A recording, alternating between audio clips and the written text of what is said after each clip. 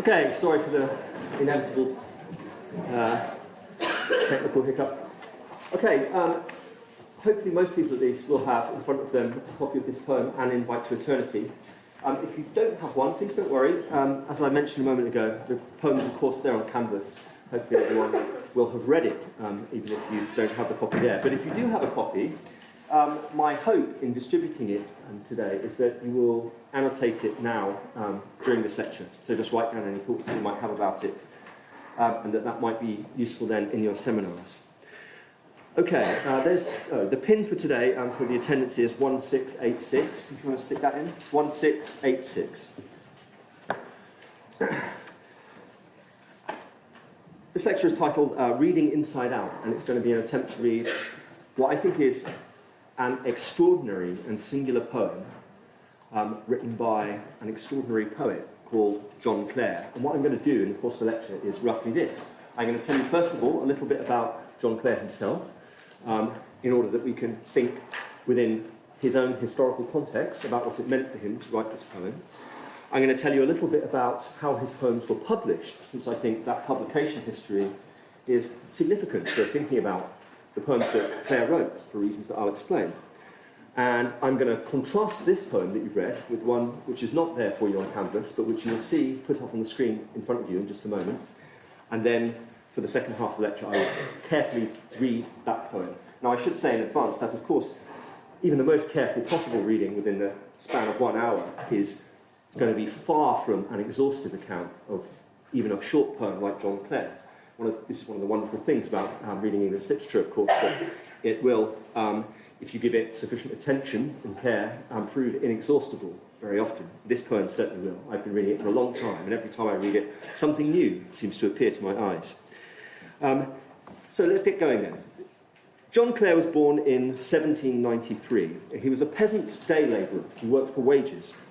He had scarcely strayed beyond his native village of Helpston in Northamptonshire until he was uprooted from rural obscurity and carried off to London by the publishers Taylor and Hesse, who presented him to the fashionable literary world in London, in person and in print, in 1820, when Clare was 26.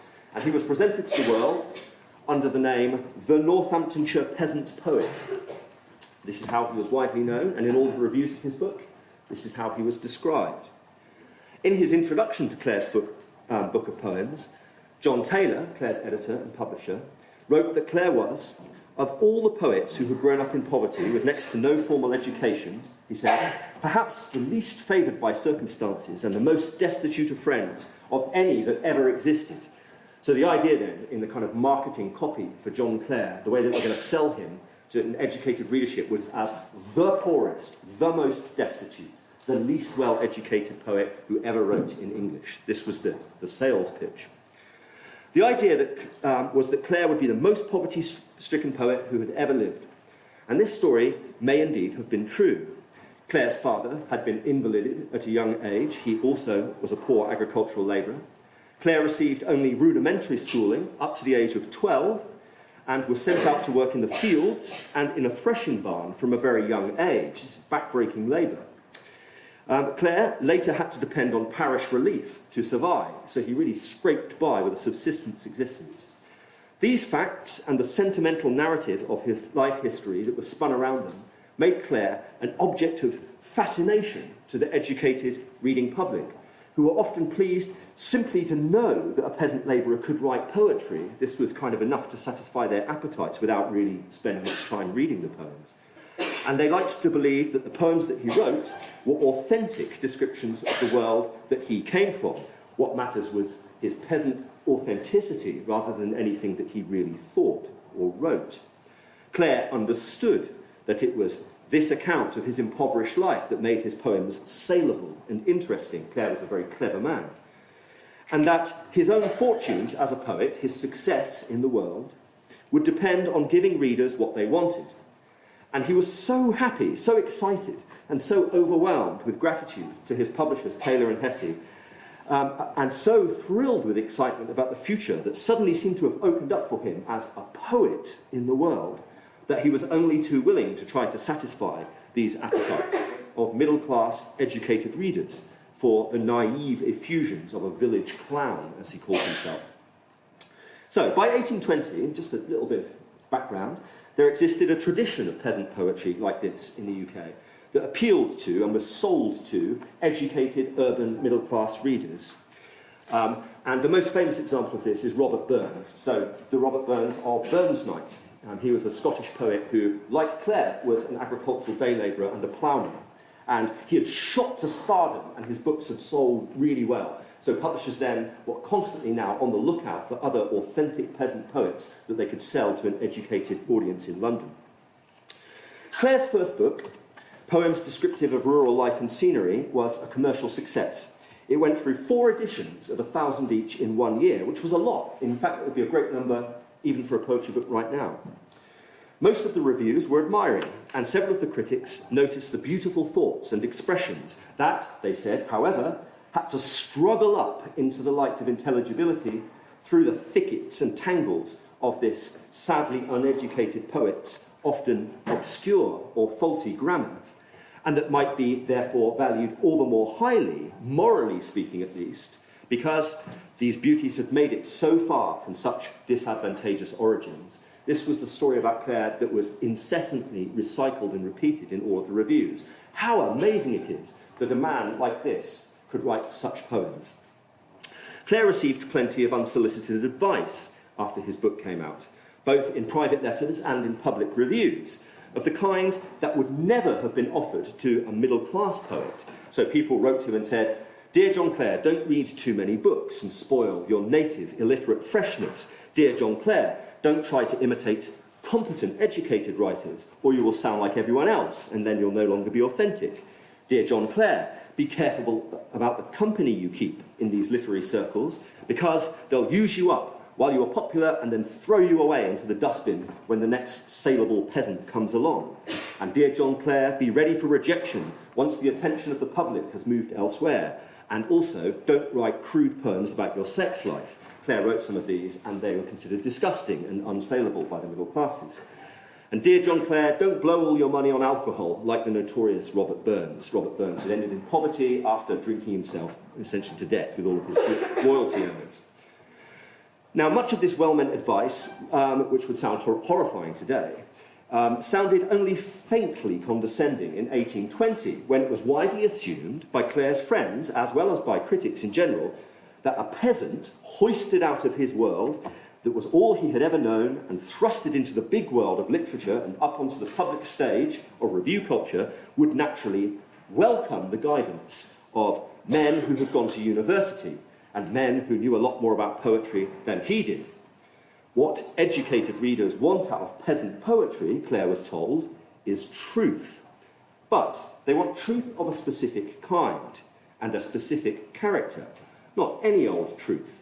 They want it to be pious rather than visionary. They want you to be grateful and not cantankerous or uppity.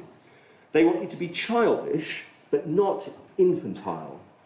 They want your poems to be unembellished, natural, spontaneous, direct descriptions of the life of rural poverty as it really is, complete with plenty of indications of your ignorance of the wider world, preferably full of the kind of details of real peasant life that will surprise and delight intellectuals in cities who are tired of the artificial idealizations of the pastoral genre, like in the poem that I think you may have seen earlier today, with its shepherds who talk like Elizabethan courtiers, and its neoclassical milkmaids tied up in verbal silk, and who now want some of the real stuff.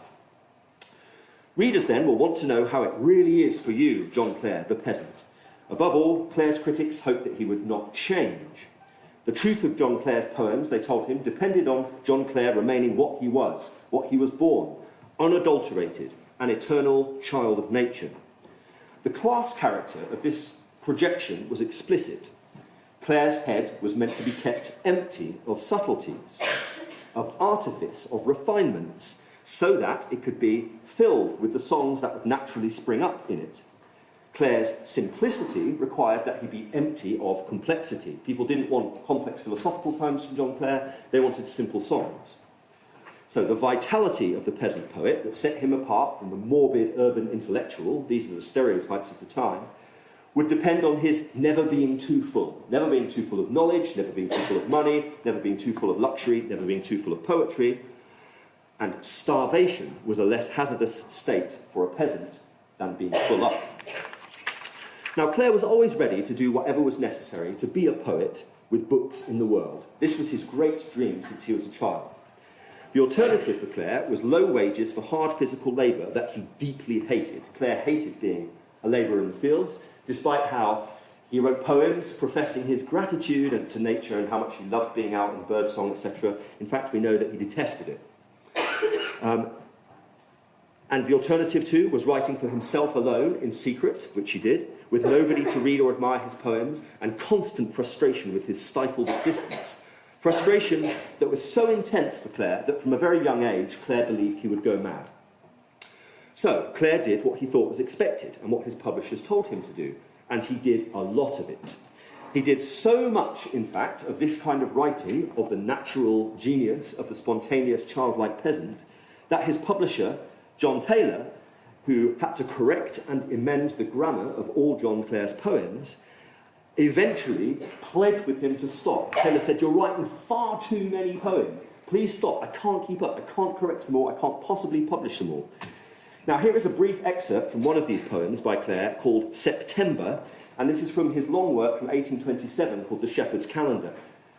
Okay, I'm going to read this super fast just so that you get a sense of how long it is, so don't worry about how fast it rolls by. Harvest awakes the morning still, and toil's rude groups the valleys fill. Deserted is each cottage hearth to all life save the cricket's mirth. Each burning wheel their Sabbath meets. Nor walks a gossip in the streets. The bench beneath its elden bough, lined o'er with grass, is empty now, where blackbirds caged from out the sun would whistle while their mistress spun. All haunt the thronged fields still to share the harvest's lingering bounty there. As yet, no meddling boys resort about the streets in idle sport. The butterfly enjoys his hour and flirts unchased from flower to flower, and humming bees that morning calls from out the low huts' mortar walls, which passing boy no more controls, fly undisturbed about their holes, and sparrows in glad chirpings meet, unpelted in the quiet street. None but imprisoned children now are seen where dames with angry brow threaten each junker to his seat that through the school door eyes the street, or from his hornbook turns away to mourn for liberty and play. Louder the morning's early sounds that farm and cottage yard surrounds, the creaking noise of opening gate and clanking pumps where boys await with idle motion to supply the thirst of cattle crowding by. The low of cows and bark of dogs and cackling hens and whining hogs swell high, while at the noise awoke old Goody seeks her milking cloak and hastens out to milk the cow and fill the troughs to feed the sow, or seeking old hens laid astray, or from young chickens drives away the circling kite that round them flies, waiting the chance to seize the prize. Hogs try through gates the street to gain, and steal into the fields of grain. From night's dull prison comes the duck, waddling eager through the muck, squeezing through the orchard pales where morning's bounty rarely fails, eager gobbling as they pass dew worms through the padded grass, where blushing apples rounded red load down the boughs and pat the head of longing maid that hither goes to hang on lines the drying clothes, who views them oft with tempted eye and steals one as she passes by.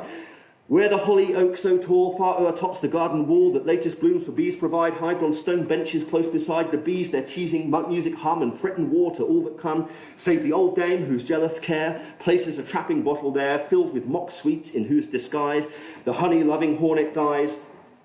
Now this goes on and on and on for well over 1,000 lines. And when Clare would send this to John Taylor would say, "Oh my God," and like bang his head against the wall and say, "Clare, we just can't publish this. It's so repetitious. It's so monotonous. Can't you give us a story or something?" And then Clare would say, "Okay, yeah, fine, throw that in the bin." And then Clare would feverishly write something twice as long and send that to John Taylor instead and say, "This is the best thing I've ever written. You've got to publish this." And then John Taylor would again beat his head and say, "Please, Clare, just stop sending me poems."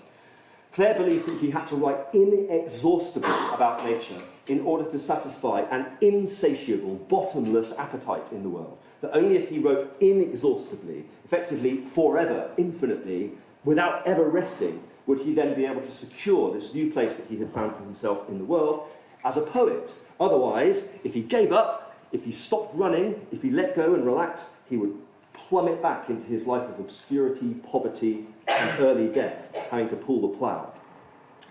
So while Clare then was feverishly writing these hundreds of poems about nature and animals and rural life, many of them very beautiful and distinguished by their unprecedented attention to the fine details of natural objects, he was also feverishly writing a different kind of poem.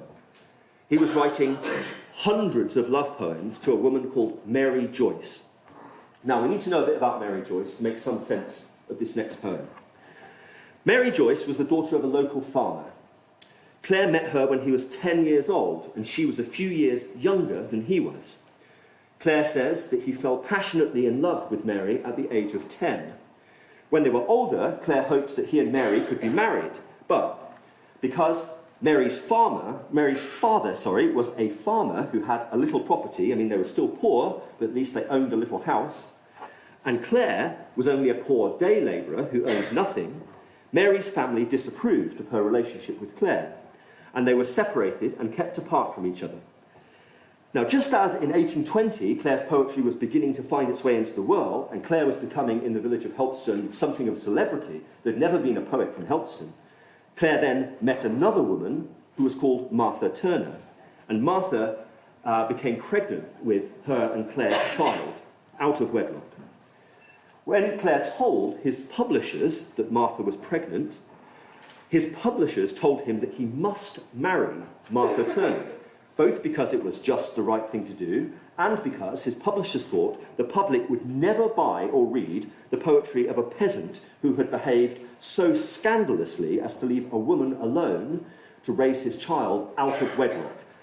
So in other words, Clare had to marry her because his publishers said, if you don't, then essentially we're going to cancel your contract. Clare's life as a poet whose voice would at last be heard by the world and who would at last be able to escape the intolerable frustration of his isolated life was now in jeopardy, and so Clare did what his publishers told him and married Martha Turner and stayed married to her until the end of his life.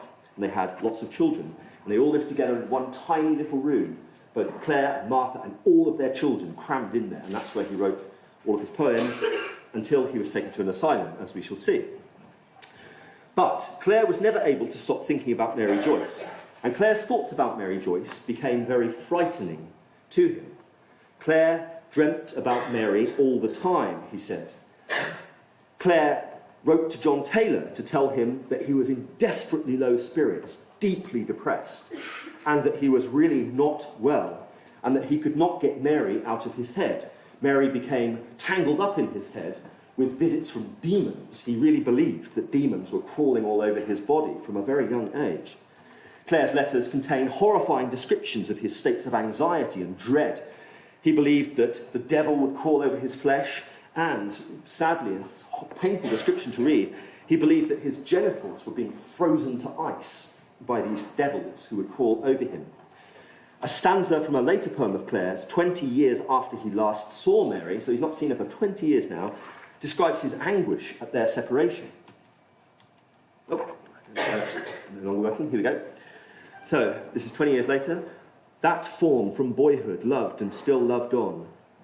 That voice, that look, that face of one delight. Love's register for years, months, weeks, time past and gone. Her looks was ne'er forgot or out of sight.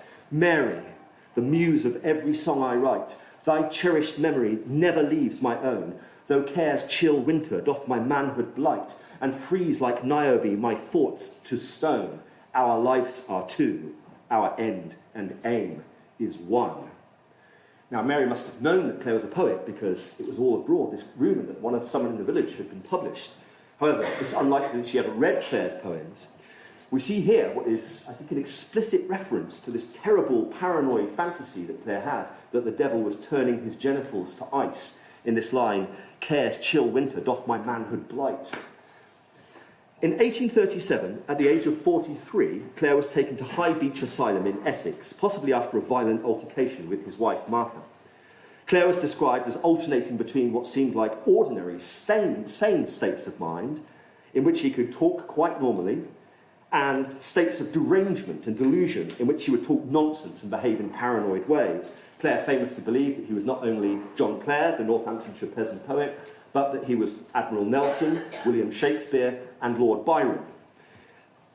Clare famously ran away from this asylum. He escaped by climbing over the walls in 1841, and he walked without any food, all the way back to Helpston, 90 miles, in the belief that Mary was waiting for him there.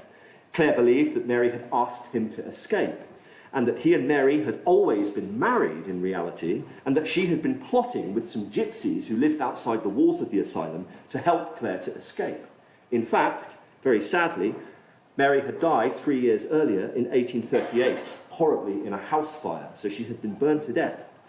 The villagers in Helpston told Clare this when he arrived and said, you know this, and he thought that they were all in a conspiracy trying to deceive him, and that she was alive, and that they still were trying to keep them apart. A few months after Clare returned to Helpston, he was taken off again to an asylum, this time to a different one, the Northampton General Lunatic Asylum, where he would remain for the next 23 years of his life until his death in 1864. Now, it was in this second asylum, in 1847, when Clare was 54 years old, so 44 years after he met Mary, that he wrote this following poem, which is our main poem, which I'll read. An Invite to Eternity. Wilt thou go with me, sweet maid? Say, maiden, wilt thou go with me?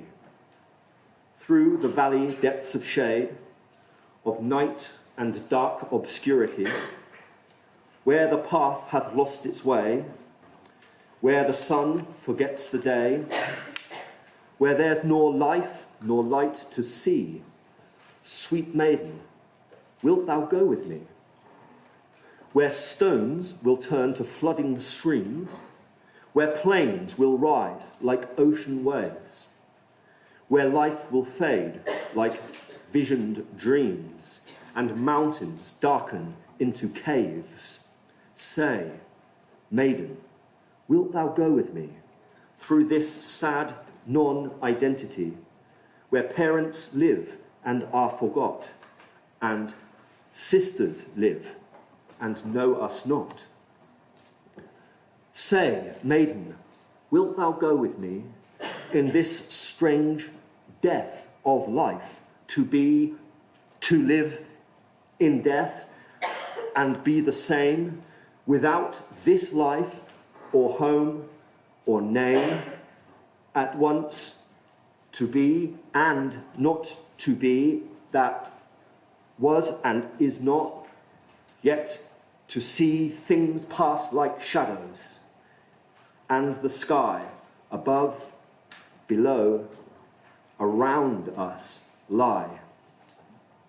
That land of shadows wilt thou trace, and look, nor know each other's face, the present mixed with reasons gone, the past and present, all as one.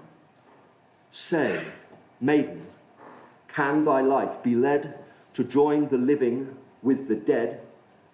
Then trace thy footsteps on with me. We are wed to one eternity. Now, since you saw this poem earlier today, I thought I'd draw a quick connection between the two. Clare evidently is here writing what generically we call a pastoral poem. Now, a pastoral poem, you probably learned this morning, has conventionally been a song of seduction, a love song, between two kind of rural characters, very stylized, very stereotyped, typically sung by a man towards a woman, but not always. Now, Clare knew this tradition, of course, knew that it was about people like him. He, in reality, was actually the rural labourer that pastoral lyrics were written about in their high artificial style. And he knew that this was the kind of song that had always, in fact, been expected from him as a real, authentic specimen of the rural labourer. And here he is, in this asylum, writing a pastoral love song, as if to a milkmaid, squarely within this pastoral tradition. But the gifts or enticements that Clare offers are obviously not at all like the enticements that are held out in Christopher Marlowe's poem. So whereas Marlowe offers things that this love of his might be expected to want or to desire, he offers her jewellery and beautiful birds and a life of comfort and luxury. Clare offers something very extraordinary and bizarre and dark seeming.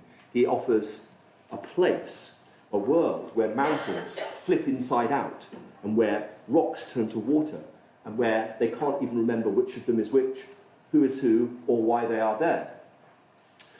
Worth noting, I think, as a formal feature of this poem and its response to the pastoral tradition or genre is that Clare here has taken the conventional quatrain, the rhyming quatrain, that's the four-line stanza, which Marlowe has used in his poem, and he has fused them into these octaves, these 8-line poems.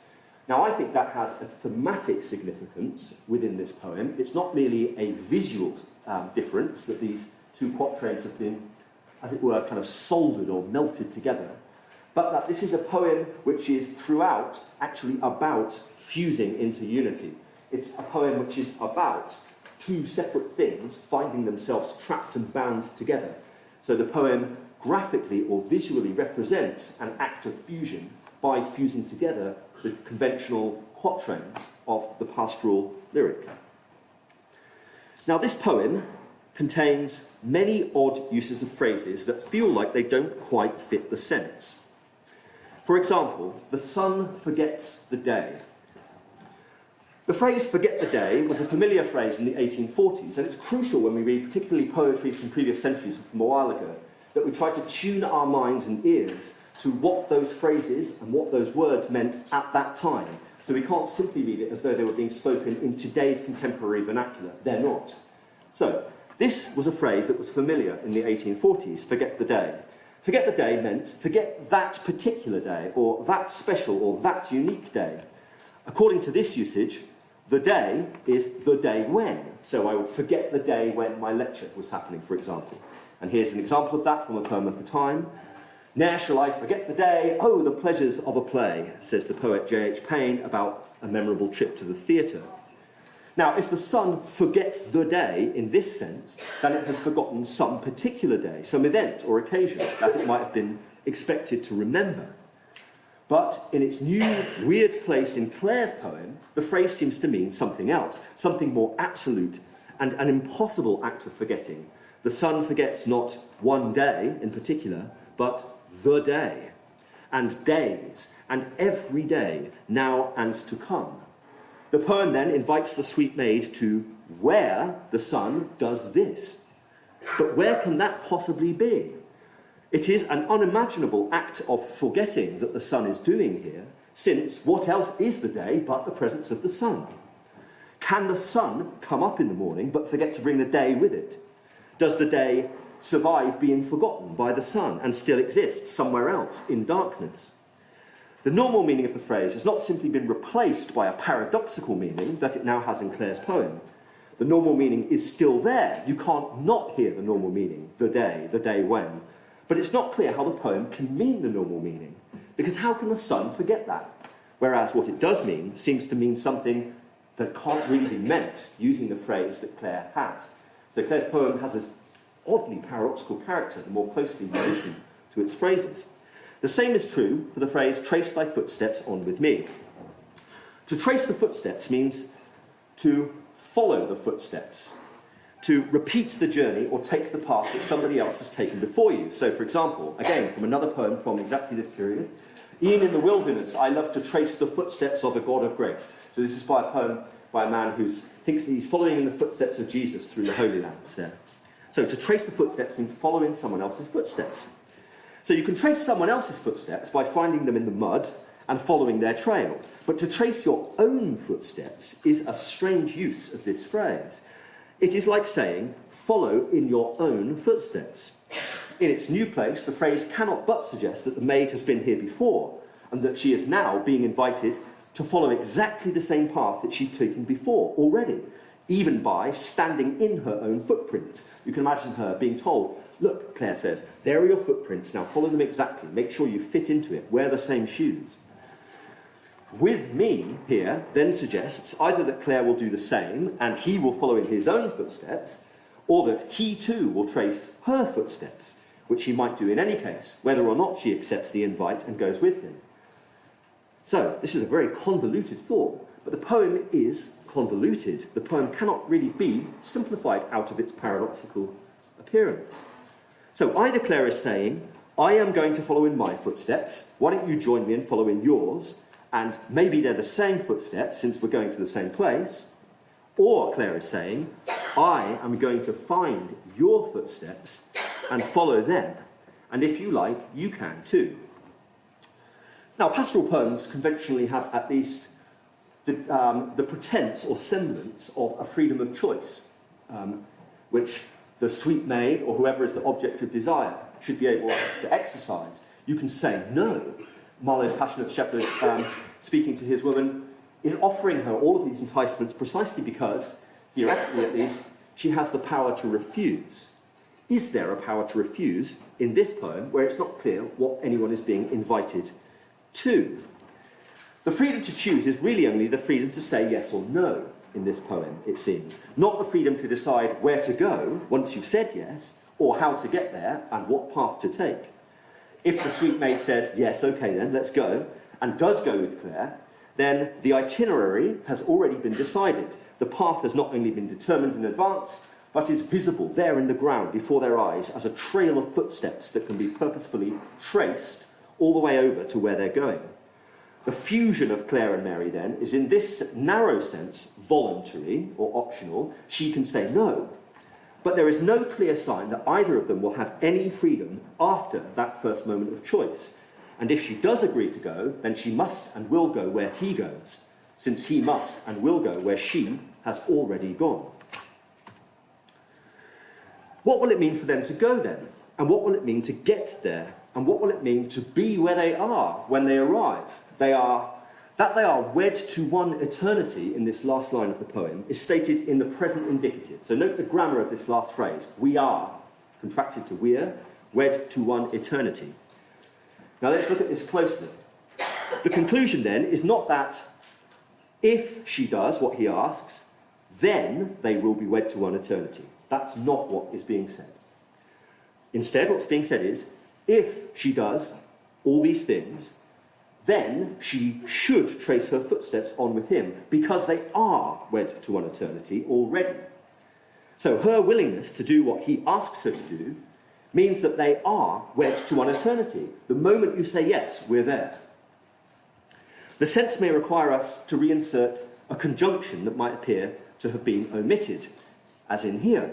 Poems sometimes tease you with what look like omissions of words, which they then implicitly suggest that you resupply. So if we did this, the sense then would be, if we changed it to trace thy footsteps on with me because we're wed to one eternity, then the sense would be something like, if you do this, then you must always have been fated to do it, because by doing it, you have proved what I believed when I invited you to do it, which is that you have done it already, and we are wed to one eternity. A real mouthful, or a headful. There is an almost deductive character to this poem and its progress through the 4 stanzas, which present what could equally well be either a real or a parody logic of conditionals. Now, I know that's a slightly technical phrase. What I mean by a logic of conditionals is a stack of if, then, if X, then Y. If you do this, then this will happen.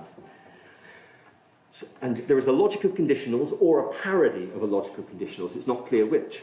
The poem is almost a flowchart or stack of if-then conditionals, terminating in the last line and one eternity. Now, one eternity is another strange, ill-fitting phrase. Does it need to be specified that the eternity will be only one? Is there not, of course, only one such thing as eternity? Well, indeed there is not. There are an infinite number of eternities. The consideration of Drixelius upon eternity, published in English in 1632 here, and I'll read this quickly, but there it is on the lecture capture. You can screen grab it later if you want it. We read the following meditation on the plurality, the multiplicity of eternities in the book of Daniel in the Old Testament.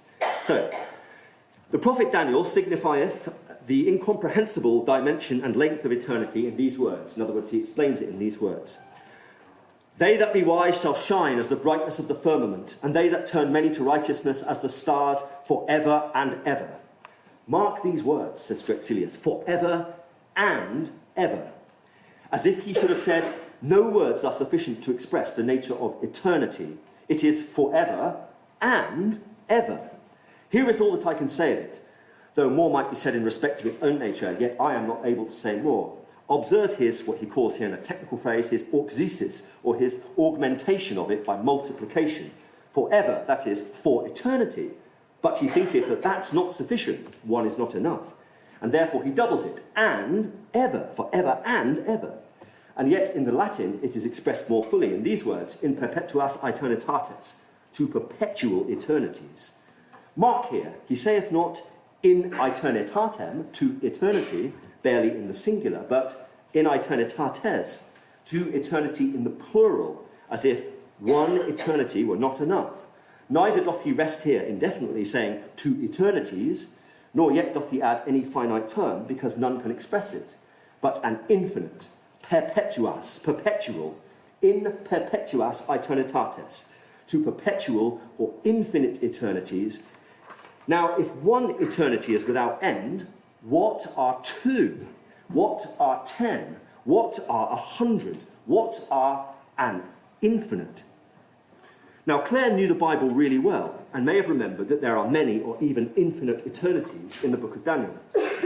Might Clare's one eternity, then, not be a simple reference to the one and only eternity, but a singling out of the one eternity in which all this chaos will be found, where mountains will darken into caves and the sun will forget the day, the one eternity among all the infinite number of eternities, where Clare's promise of loss, vanishing, and self-erasure will certainly be kept. The end of the poem might then be saying, in other words, you can stop looking. You can stop wondering where you will end up, because by answering yes to these questions, or perhaps even simply by reading them, you have narrowed down your choice of eternities, and you have just one left.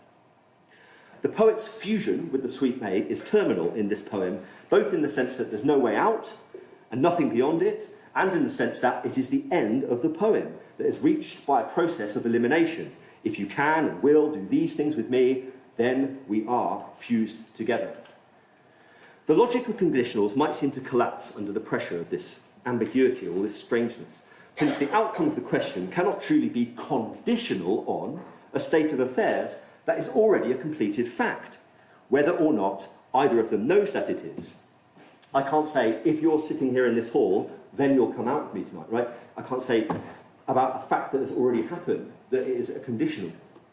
Clare cannot really be asking her to do these things or inviting her to eternity if merely by accepting his invite she finds that she is there already, in the place where she had expected to end up. There may be even an oblique warning about this short circuit or blown fuse in the logic of the invite earlier about the path. Now, to invite her to go where the path hath lost its way is not the same as to invite her to go on the path where they may lose their way. He's not saying we'll lose our way. He's saying come with me to where the path hath lost its way.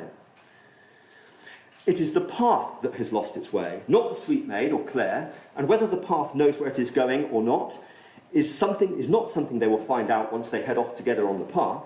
The path has already lost its way. They know this before they set out. Again, if she does accept this invite, and they do go where the path hath lost its way, there's nothing in the invite to say that they must actually take the path. They just need to go where it is. They don't even need to put a foot on it. They can just go, like if you went where the road is. That doesn't mean that you're going to walk along the road. They must simply go where the path that has lost its way is. They could stand at a safe distance from the path and watch it lose its way, and still be where the path is.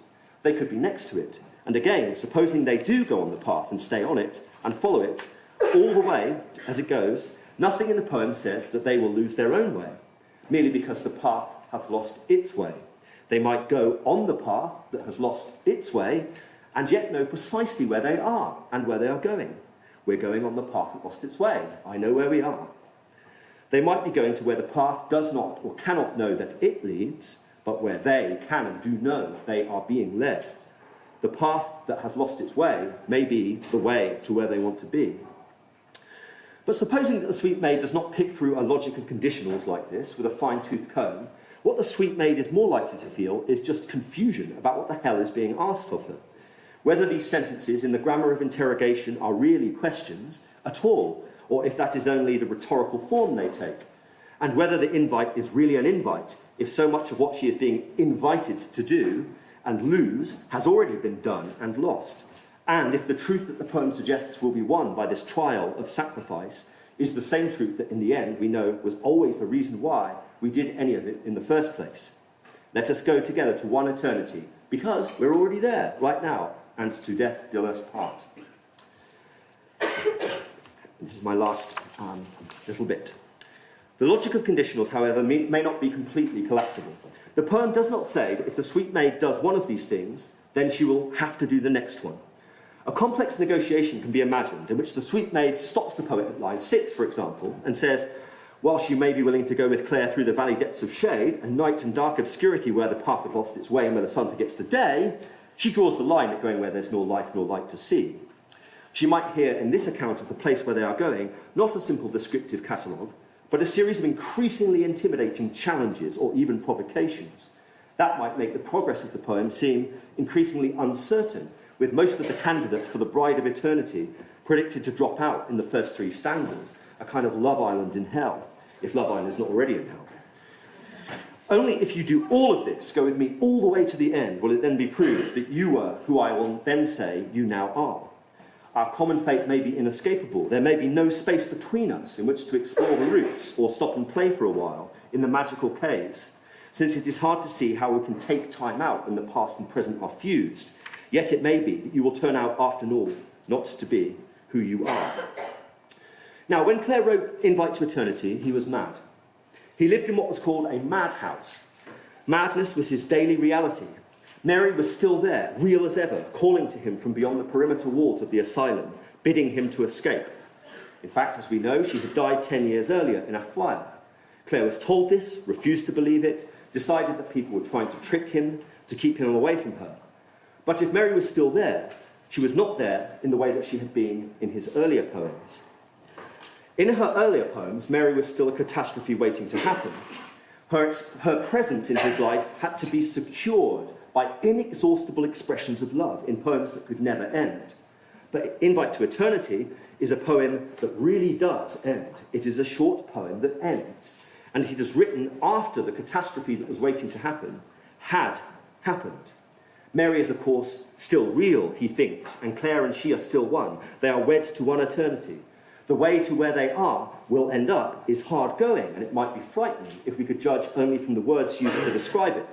But perhaps it's not frightening, really, because it is already behind them, right now. The past and present are fused as one, and they both will know, because they too are as one, and they both know oneness when they see it. Everything will have to be lost, but then everything is already lost. The world will be turned inside out, but then the world was never inside in. In any case, the new physical laws allow all this, and with the new laws of physics that turn mountains inside out, and the new gravity that turns the sky upside down, the power of darkness to turn mountains into caves need not be terrifying, and it can even almost be unremarkable. It can be explained in a pastoral poem, patiently, along with everything else, as part of the catalogue of mutilations in the fabric of reality that are simply what it does cost to be where they already are right now.